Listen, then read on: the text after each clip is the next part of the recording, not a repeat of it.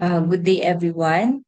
Today we're going to discuss the last chapter of our book. The title of our discussion is Innovation and the Future of Inclusive Education. So parang kailan lang we were discussing yung first chapter natin and now we are on the last chapter. So I congratulate everyone. And I hope na more than the contents, more than yung mga theories na napag-aralan natin, principles na napag-usapan natin, yung mga batas na napag-usapan natin, mas na-develop ninyo of course, yung heart ninyo in teaching learners with special needs, in teaching diverse learners, kasi you will be teaching in high school, and katulad ng lagi kong sinasabi sa inyo, probably you will be given a chance to meet or to handle a learner with special needs, and that's a kind of privilege for you kasi hindi lahat mabibigyan ng pagkakataon na sila ay maturuan, sila ay ma-inspire. So, yun. Make sure na yun nga lahat ng natutunan natin ay naitanim ninyo sa pinakamalalim na parte ng inyong puso. So kung dati, when we talk of technology in relation to learners with special needs, talagang may makikita tayong parang gap talaga, no? Learners with as simple as blurred vision o yung malala po ang mata, uh, or mahina ang pandinig sa klase, hirap silang matuto. But now, because of the technologies that we have, because of yung mga innovations that we have in teaching, yung mga simpleng challenge na to o yung may limitations na to ay hindi na natin masyadong kumbaga pinoproblema. So in this lesson, we have this learning outcomes. So ano nga ba itong mga learning outcomes natin na to? So simple lang, gusto ko by the end of the lesson or by this session, hindi lang ninyo, again, just like what I'm always saying, makabisado yung mga definitions, but I want you to really feel kung paano ba tinatanggal ng technology ang mga barriers sa pag-aaral. Pag-uusapan din natin yung mga natutunan natin nung pandemic, the real talk about distance learnings, and yung bigat ng ethical responsibility natin as digital teachers. Tandaan, we are digital teachers. Basically, we are preparing everyone, preparing you to be the kind of teacher na hindi marunong o hindi lang marunong mag-Zoom, mag-Google Meet, kundi marunong din mag-alaga, of course, ng privacy, and welfare, of course, ng mga bata. Ang goal natin today is hindi lang to know, kung hindi to care na maging ready kayong gamitin ang technology para sa proteksyon at ikakabuti ng bawat bata. Now let's talk about technology and innovations in education. Looking around, you can see technology is everywhere, di ba? Pero sa classroom natin, sa classroom na bubuuin ninyo, hindi pwedeng basta lang introduce ka ng technology, mag-introduce ka ng innovation.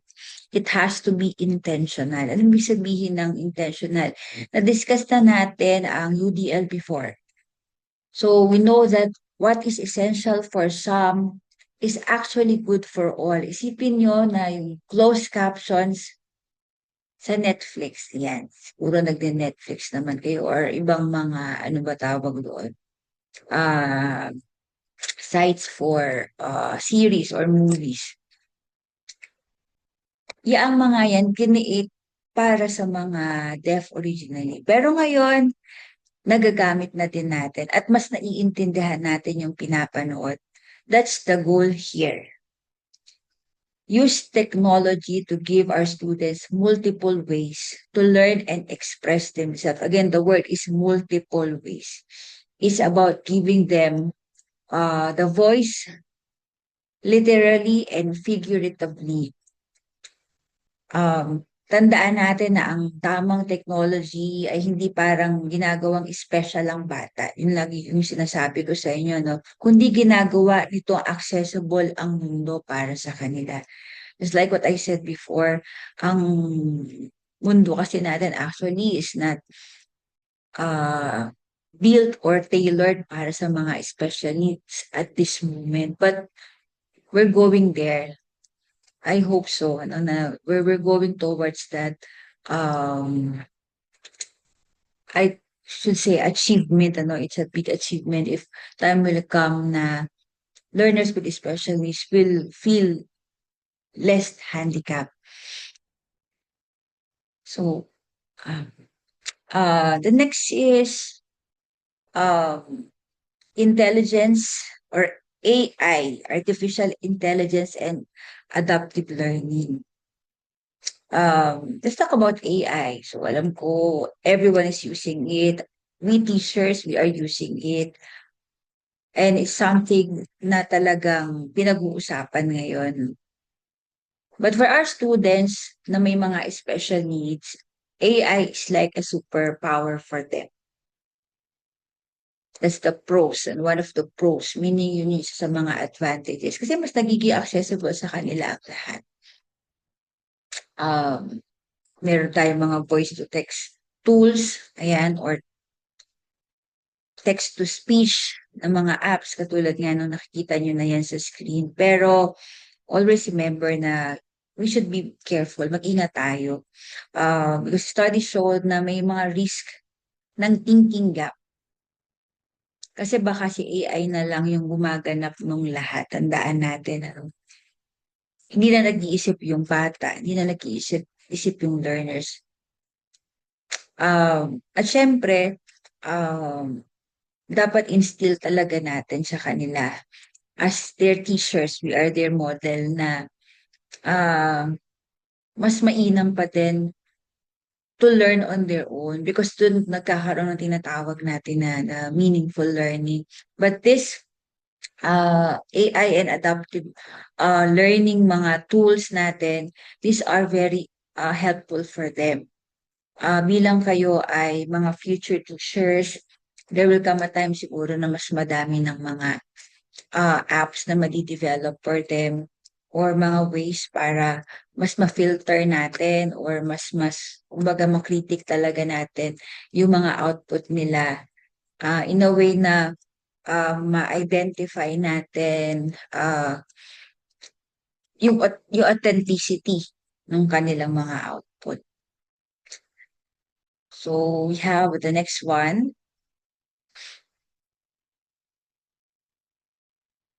The use of virtual and augmented reality. Actually, matagal naman na itong mga VR tsaka ano na to, no, AR na ito.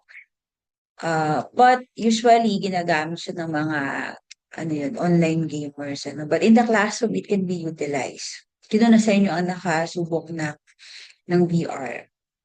Imagine, instead of reading about the Great Wall of China, ang hirap kasi ma-appreciate nun, lalo na kung di naman tayo nakapunta.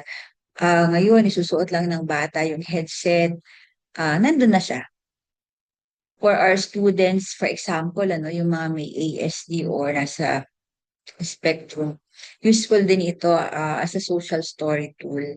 Pwede silang mag-practice ng virtual na lakad sa palengke or sa mall na hindi sila na-overwhelm sa totoong buhay. Uh, it makes the abstract feel real. Yun kasi isa sa mga limitations nila. Ito, lagi ko itong na-share sa inyo. Ang mga may EST, they think of everything as real. Pag sinabi mong sa kanila na yung buwan nagsasalita, they will believe dun sa sasabihin mong iyon. So, this kind of tools na nabanggit natin can really help them to understand their world better and to make yung mga they believe as and to show the world talaga sa kanila ano ba yung meron ang mundo na ginagalawan nila. And that's a huge win for inclusion. Ang tandaan lang natin, Tandaan natin na ang VR at itong ang ano, no, augmented reality na to ay paraan para matulungan natin ang classroom, ang mga estudyante na dalhin ang karanasan sa kanila. Ano man ang sitwasyon or kalagayan nila sa buhay. Pwede din pala nilang ma-experience, for example, going to, ayan, example natin kanina, no? Great Wall of China. But there are other, just like what I said, technology that now na pwede ninyong gamitin. Um, as regards to educational apps and games, so we have here on the screen yung iba't ibang mga uh, pwedeng benefit in using those apps and games. But tandaan natin na hindi lang ito basta laro. Yes, uh, laro sila but make sure na they are learning. The good thing about gamification, it keeps the learner's dopamine going and they become more engaged. Yung apps like Kahoot, ano ba ba yung mga nagagamit ng Pieces are great tools for students na mahiyain, mag-recite.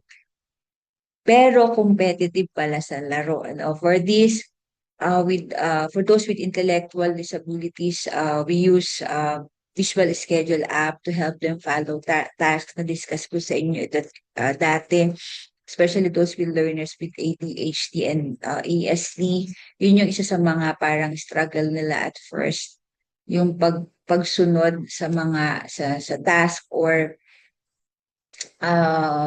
pag ano nga no, pag-unawa ng mga instructions. So gamitin natin yung mga apps na meron. But ang tip ko sa inyo, pag pumili kayo ng app, check nyo kung accessible ba sa lahat. And at the same time, ano ba siya? Nape-personalize pa. Kung halimbawa, merong timer yan, dapat nababagal ba yung timer niya? Kasi not everyone has the same face. Merong mas mabagal makaunawa or mas mabilis. Tandaan natin na hindi sapat na fun lang or enjoyable lang ang isang app. Dapat ito maging inclusive para sa mga para sa mga bata ano na uh, para mas ano sila, kumbaga sabi nga natin, mas ma-involve sila. Okay? Uh,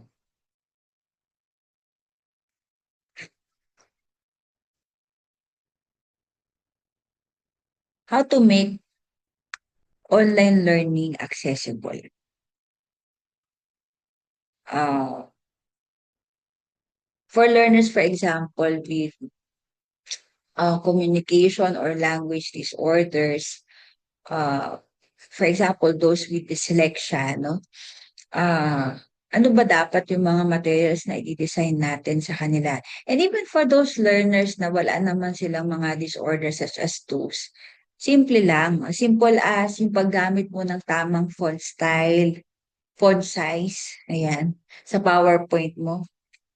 That's a big help. There were times na kapag nag-o-observe kami sa mga classroom, sa mga teacher interns natin, yun isa sa mga kino-comment namin kasi madalas yun yung isa sa mga kino-comment namin kasi there are some of them na very, kumbaga, yung text nila hindi na mabasan.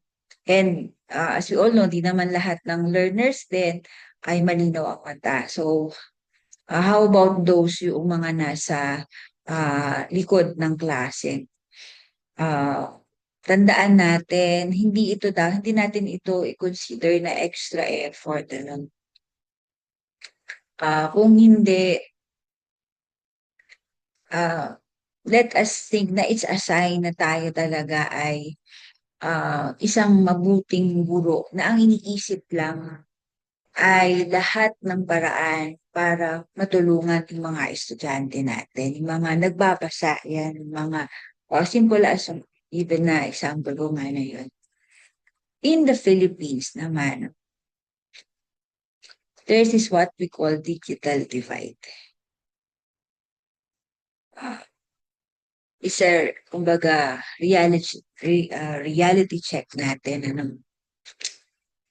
hindi naman lahat mayroong internet. May fiber internet. May mga students tayo na kailangan pang mag-share ng isang cellphone sa buong pamilya.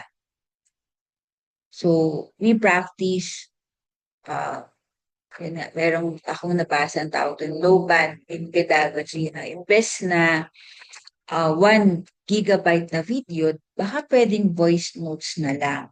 So that's the reason din kung bakit ito recorded. Gusto ko talagang i-exemplify yung pinag-aaralan natin because not everyone direct can have a direct access dun sa uh, Google Meet, live na Google Meet na pagkikita natin. So from time to time, meron ganito, and at the same time, meron din naman syempre yung uh, tawag dito, synchronous. Yes, we have to be creative, but at the same time, dapat compassionate din tayo. Tandaan natin na hindi dapat maging hadlang ang mahinang signal para sa isang guro. Ayan, na may malakas na signal, ayan, ng pagmamahal. Let's remember that innovation means bridging the gap between yung high-tech innovations and yung low-tech reality na meron tayo. It's not a problem lang of the few people sa Pilipinas. Given yung current situation natin is really national problem, yung access uh, sa mga digital platform, yan, yung access sa technology. Now, lessons from the pandemic, yan tayo. So malaki yung natutunan natin dito. Sabi nga, yung pandemic ito yung training ground natin, naging training ground natin or yung trial by fire. Pero ang dami nating natutunan, ano? Napatunayan natin ang classroom ay hindi lang nakukontain sa four corners of the classroom. It's actually a connection. A connection between you as the teacher and the learners, and even among the learners. Napatunayan natin ang classroom ay hindi lang natatapos sa loob ng isang physical na establishmento. Yun nga, no? It's through connection.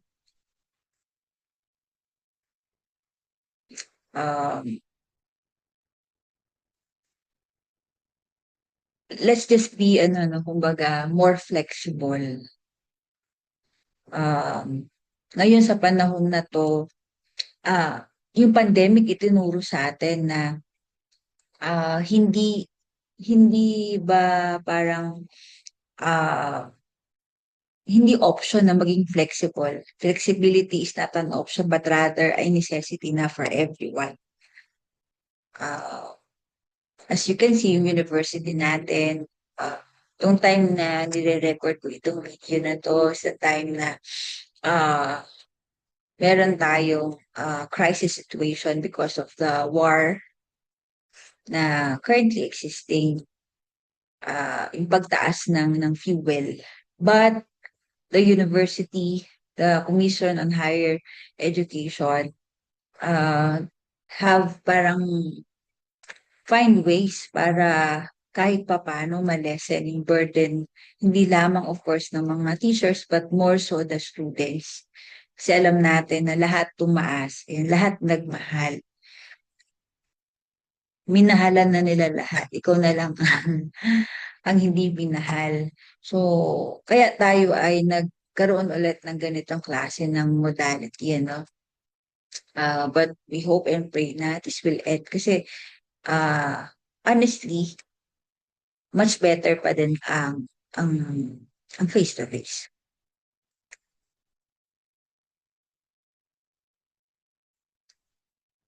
So there are different ways to make distance learning accessible. Ayan. So ito, yung ating mga means yan.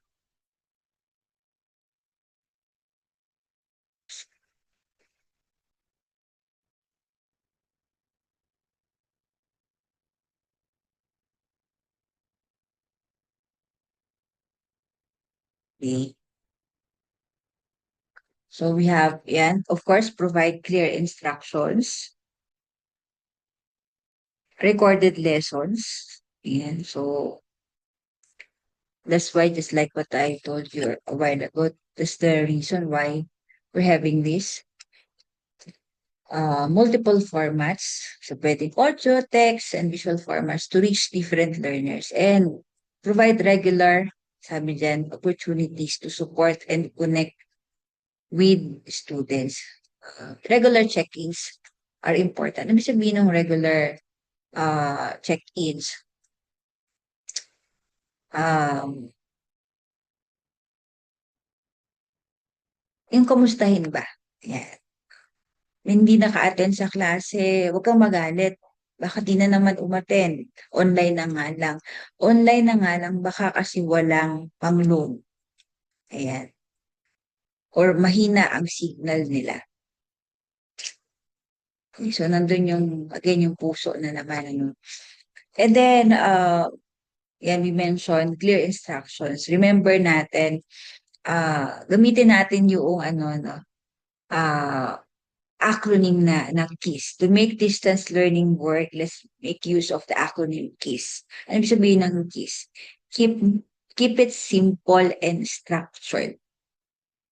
Siguraduhin na consistent. For example, if you are providing module, ang layout ng modules natin, kung mapapansin ninyo, thank you dun sa gumawa ng mga PowerPoint natin.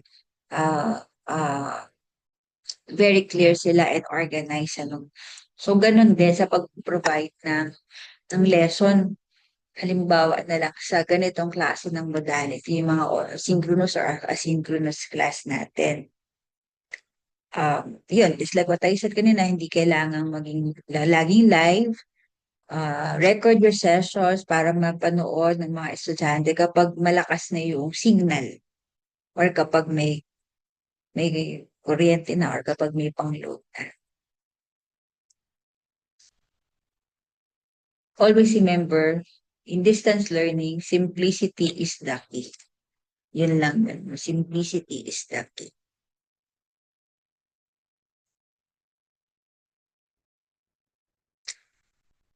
How important are the families? They are our partners.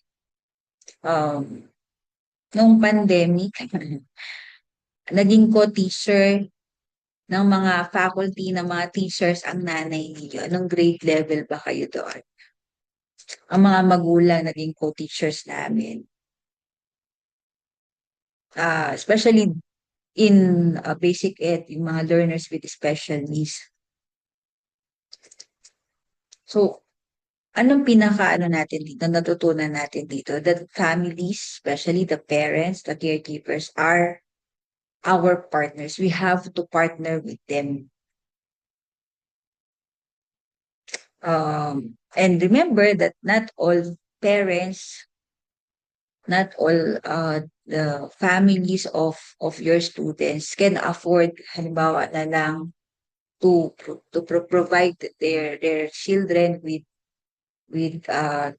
gadgets. So dapat nandun yung pagiging flexible din natin. That's one way of supporting them.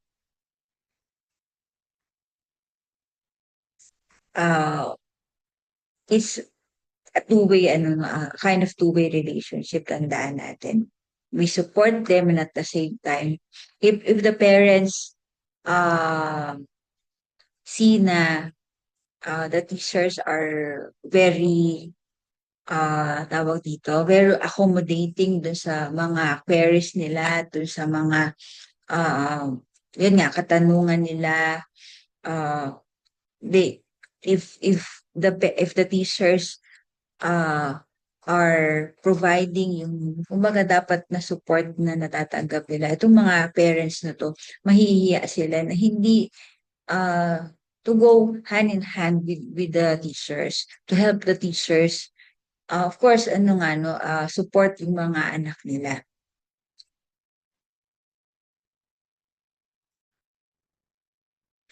Then we have blended and hybrid learning, ayan.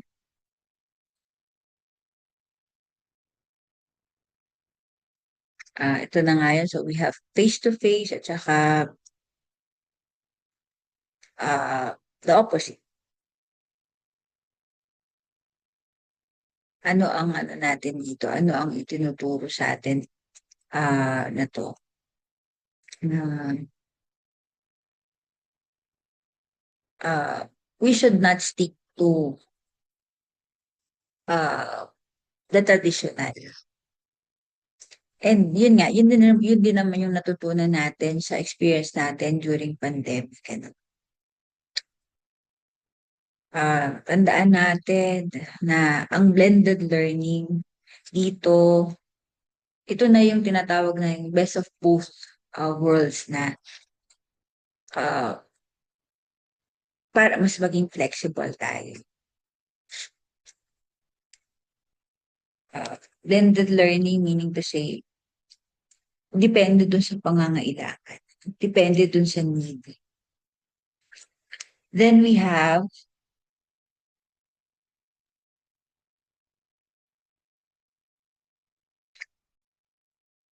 addressing connectivity challenges. So, anong gagawin kapag walang internet?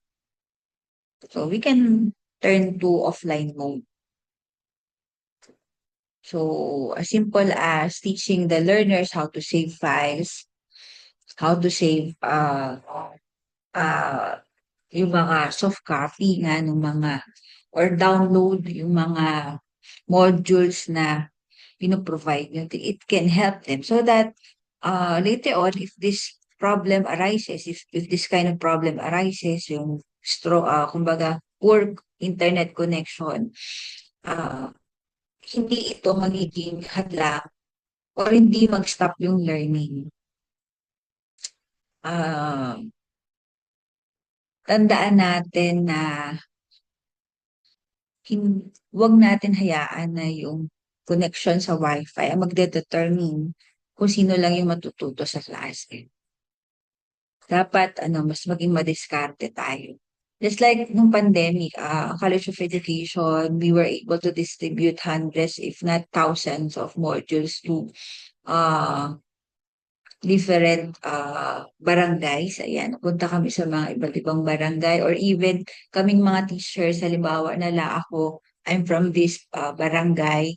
So, in-identify namin, for example, kung sino yung mga learners from this, barangay or students from this barangay. And then, binilang at naging parang ano, station ito ng module, yung bahay namin, station ito ng module, ah delivery, tama ba? Naging JNT kami. So, siyempre, during that pandemic, ano pa din, tawag doon, merong ano, distansya pa din. But, given that kind of experience, ang dami talaga, it humbles, us up until now, ano, na pwede palang gawin yun, ano, as long as you can provide the best for your students, gagawin mo ang lahat. And then, here, sa pinakamahalagang pag-uusapan natin ngayon is professional ethics in digital education. Class, listen carefully. Being a teacher online is a 24/7 job, 24 hours and 7 days job. Yan. Yung digital footprint nyo, so ano ba sabihin nun? You post online. You have Instagram, you have TikTok, and everything. Mahalaga yan. But make sure uh, maintain professional boundaries.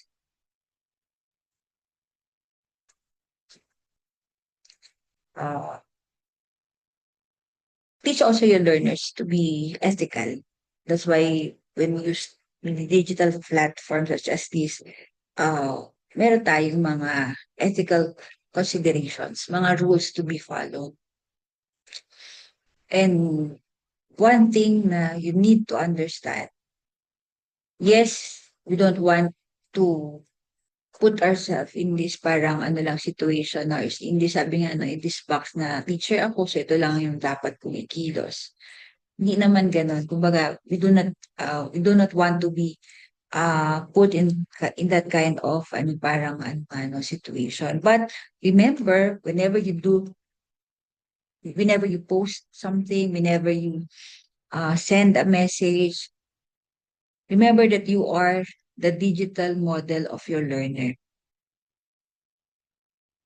Um, yung galing dapat natin sa technologies, dapat uh, ipa ano din sa mga estudyante natin ma-realize din nila na may kasama of course na ano yun, ah, magandang asset.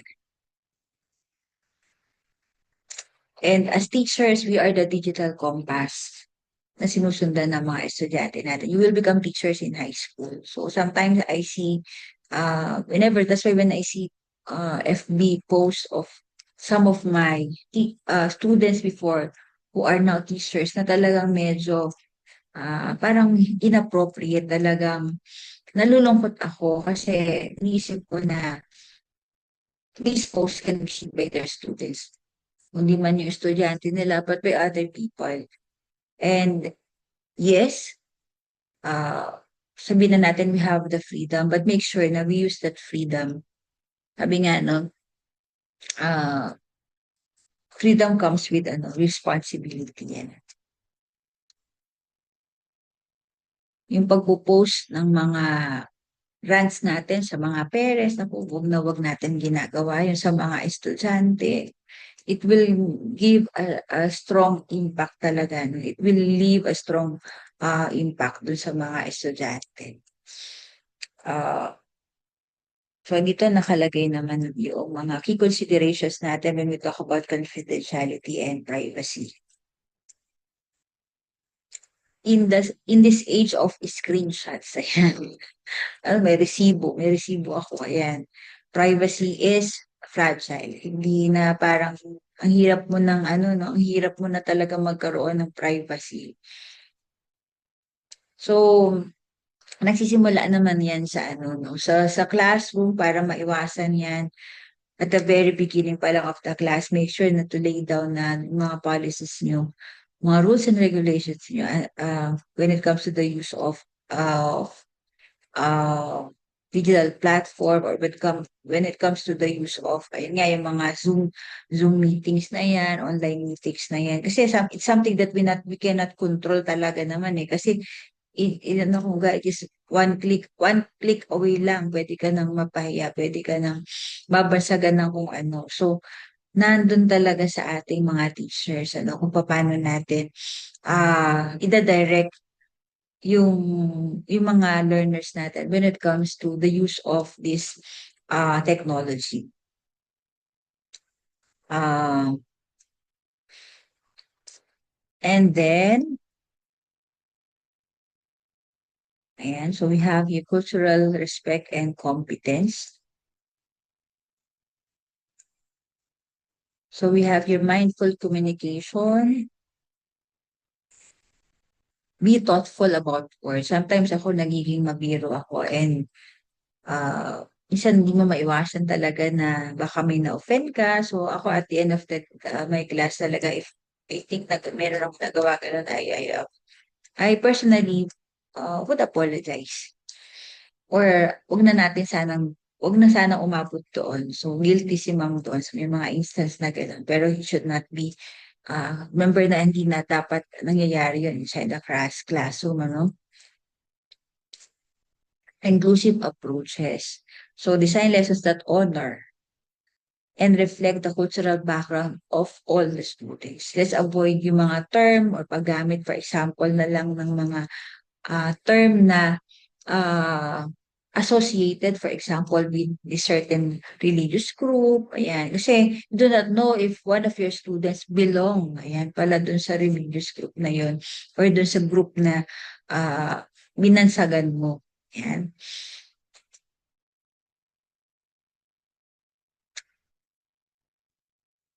Uh,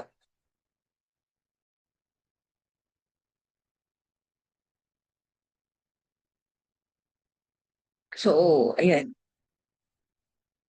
So, we have also here, ano pa, building trust, and continuous learning. Attend training, explore new strategies.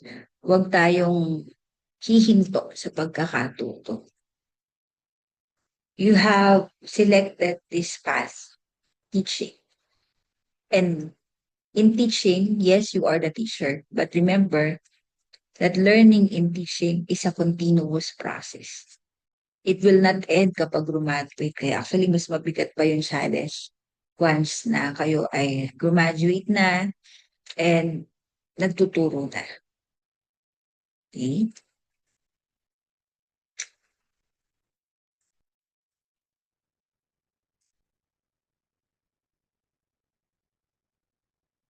Navigating ethical dilemmas.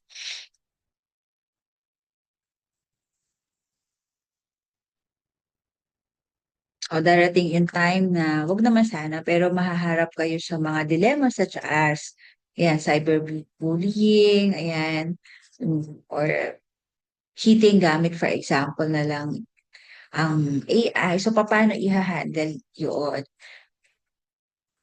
Tandaan lang natin, lagi lang tayong bumalik dun sa roots natin. So, lagi, sabi nga, lagi nating balikan yung North Star natin. Ano ba ang pinakamabuti para sa bata? Ako may TV idea ako dito. Uh, don't be afraid to ask for guidance from mentors or school heads. Ako natutuwa ako dun sa mga estudyante namin before na now teachers na they ask help from us from time to time. Magpupunta sa college, ayan. Kasi hindi naman yung sign ng weakness. Ano? Tandaan natin that as accepting your weaknesses is a sign of strength. So, kapag mayroon kang hindi alam, matuto kang magtanong. Iba yung nasabi sa sa right mate. Yan. Kapag mahirap ang sitwasyon. And when you are in that situation na feel mo parang napaka-komplikado na and wala ka talagang maisip na paraan para masolusyonan ito or makaisip ng tamang desisyon. Always think of this. Ako narinig ko to from one of the senior faculty in the College of Education na if you are torn between or among yung mga choices na hindi mo alam kung ano yung best choice na dapat o yung best decision to make. Ang lagi nating pipiliin lang at ito hindi ka mamamali dito is yung pinakamabuting option para sa mga estudyante. Again, always, yun yan, no, learner-centered lagi tayo. Hindi yung welfare mo, hindi yung welfare ng co-teacher mo, kundi welfare ng mga estudyante natin. Mm.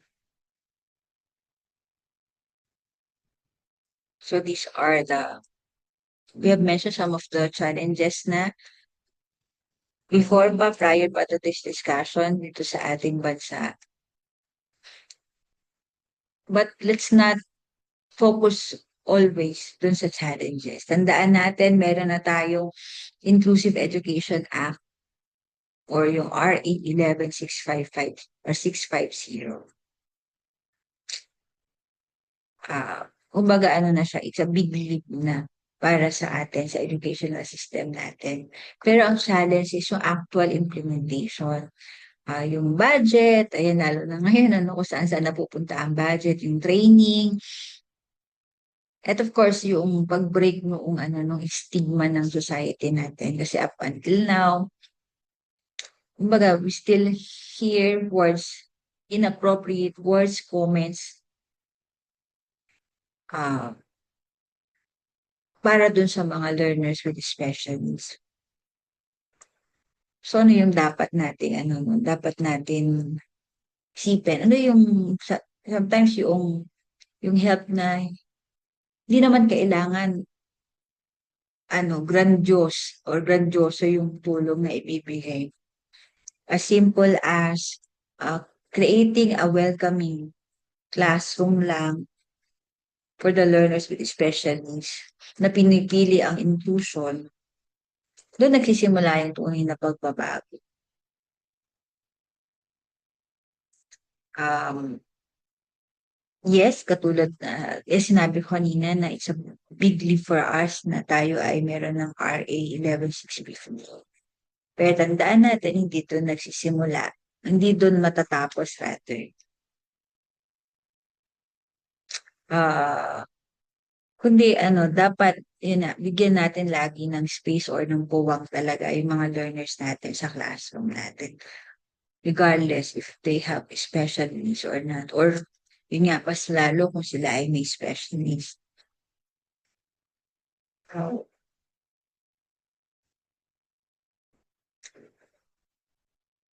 So itong mga visions natin for Philippine inclusive education, accessible schools, yung may ramps, ayan. Meron ng mga, yung for, for blind, yung may tactile na pads na safe environment, yan.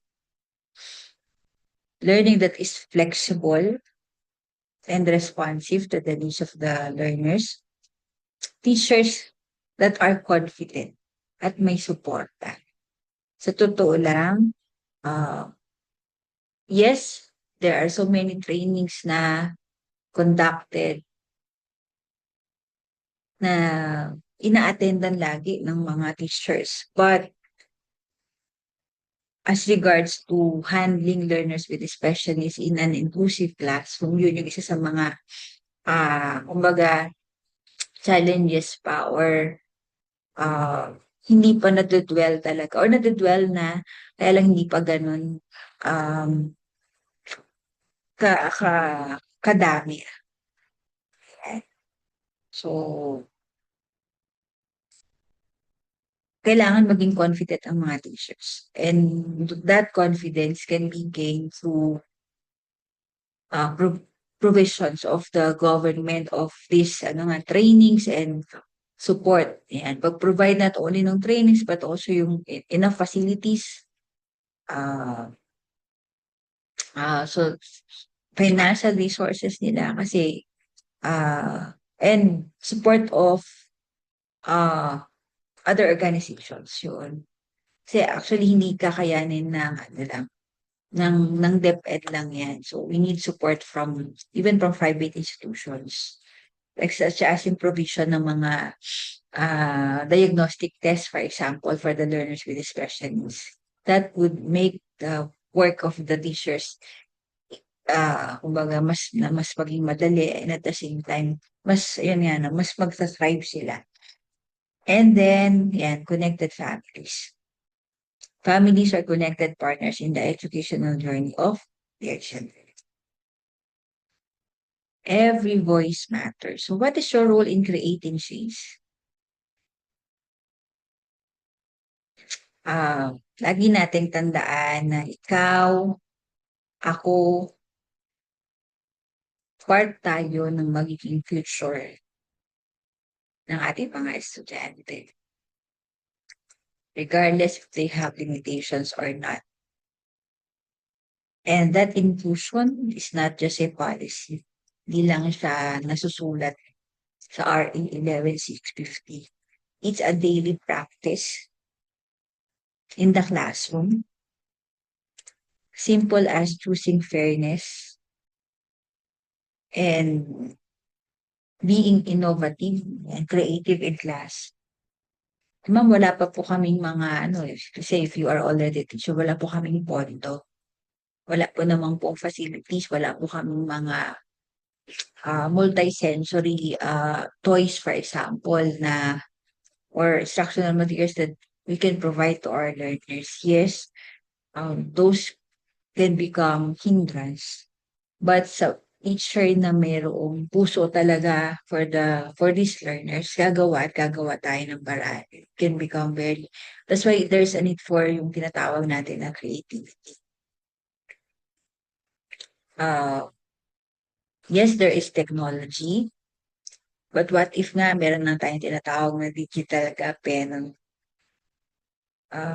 But what you need to know is hindi natin kailangan, yes, kailangan ng technology, but kung titignan natin, if we really want change, hindi lang technology yung kailangan natin. Improve or pabuhay is what within us. Mas kailangan natin na maging, tawag dito, maging proactive. Proactive and mindful sa mga needs ng mga bata. At dagdagan pa natin yung pagmamahal natin sa kanila. So that would be all for our discussion. I hope that you have learned something new today. God bless.